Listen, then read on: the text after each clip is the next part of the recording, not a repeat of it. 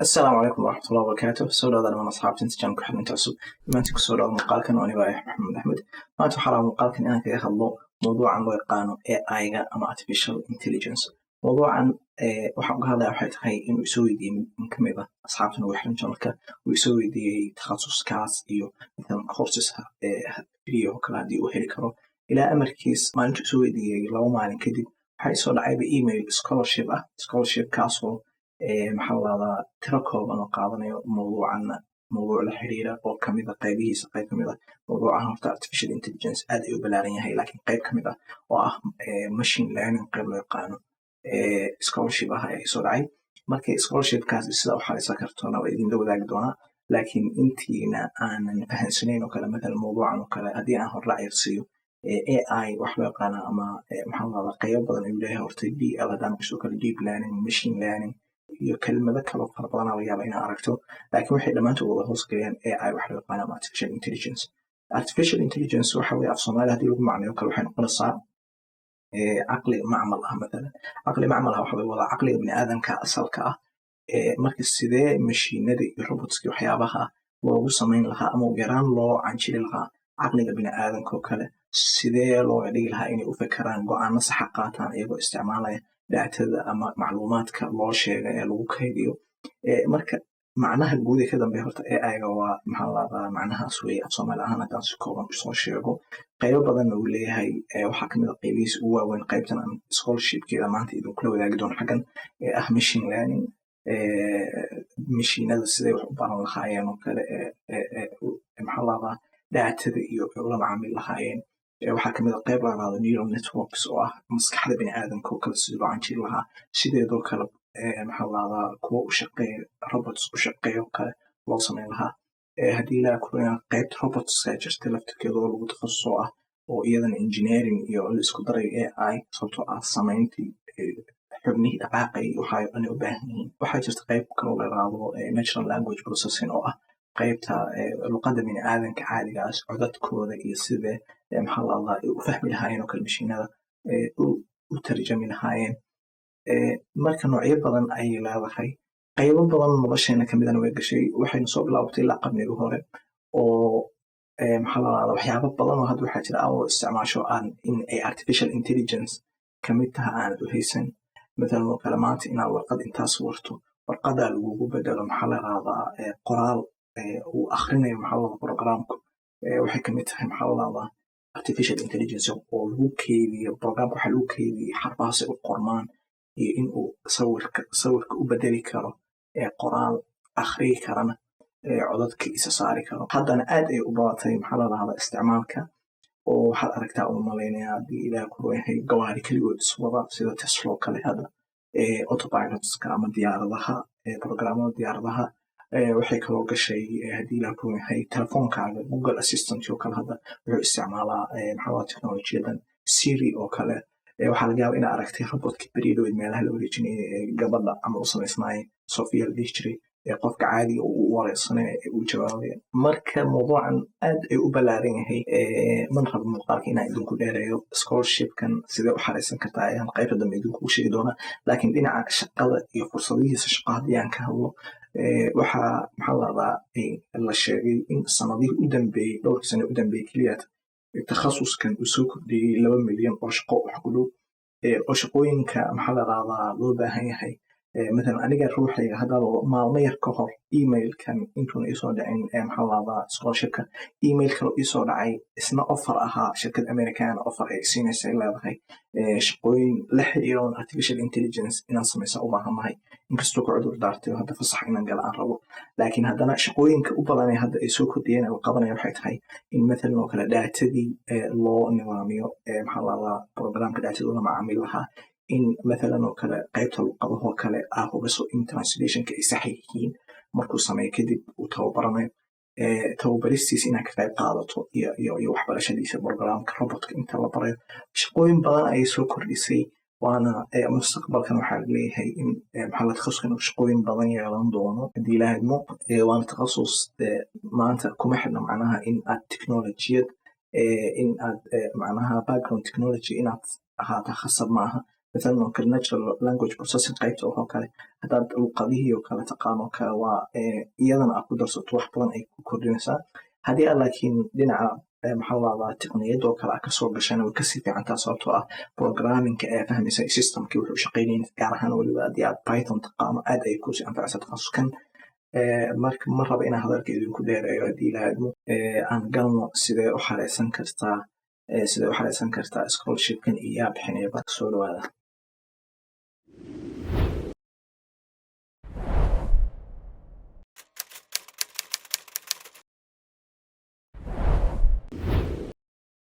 marka koowaad waxaa booqataa yaxyeaxmed.com websiteka markaa booqato waxaa kusoo bixi doona pageka koowaad markaa booqato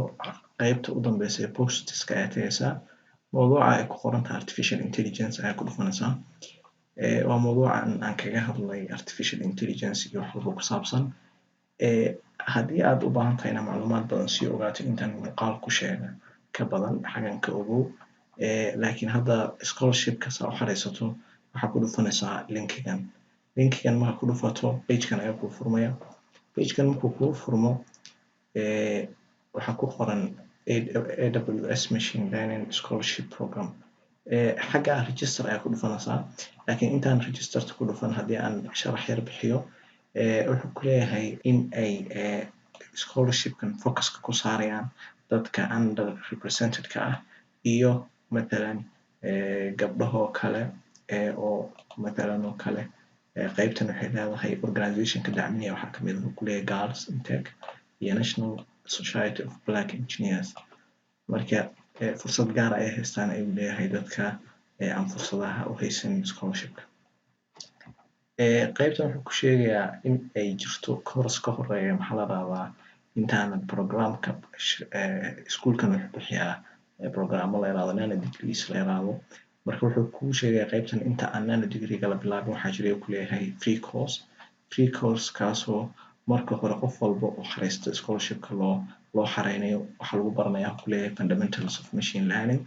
iyo object oriented programming best practices marka intaa barato kadib waxaad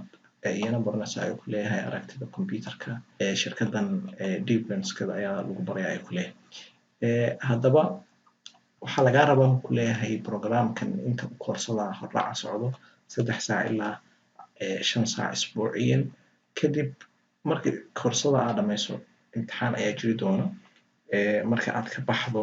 ayaa waxaa helaysaa maxaa la dhahdaa 425 qof ayaa maxaa la dhahdaa loo aqbalayaa sheeg barnaamijkan xaggan timingka ay kugu sheegay oo ah xilliga ay bilaabanayso xilliga ay dhamaanayso iyo xilliga uu koorsiga maxaa la dhahdaa saxda ah maxaa la dhahdaa bilaabanayo qaybta waqtiga ayaa la announce gareynaya ayuu ku leeyahay maalinta October markay tahay 21 kadibna waxaa bilaabanaya barnaamijka ayaa bilaabanaya ayuu ku leeyahay kadib su-aalo ayuu xaggan ku qoray su-aalaha haddii aan ku dhufano su-aalo badan ayaa ku jira xaggan ma wada dulmari karo qaybtan oo kale haddii aan iraahno who is eligible to register qof walba oo 18 ka weyn ayaa maxaa la dhahdaa register garay kara ayuu ku leeyahay qaybtan su-aalo kaloo fara badan ayuu ku sheegay haddii aan qaybtan oo kale haddaan tago matalan oo kale shahaado ma jiraysaa marka la dhameeyo wuxuu ku leeyahay qof walba oo dhameeya xataa courska foundationka ee hordhaca ah wuxuu helayaa shahaado qofkii u gudbaa ka kalena iyana shahaado kale ayuu helaya ayuu ku leeyahay haddaba haddii aan ku dhufano qaybtan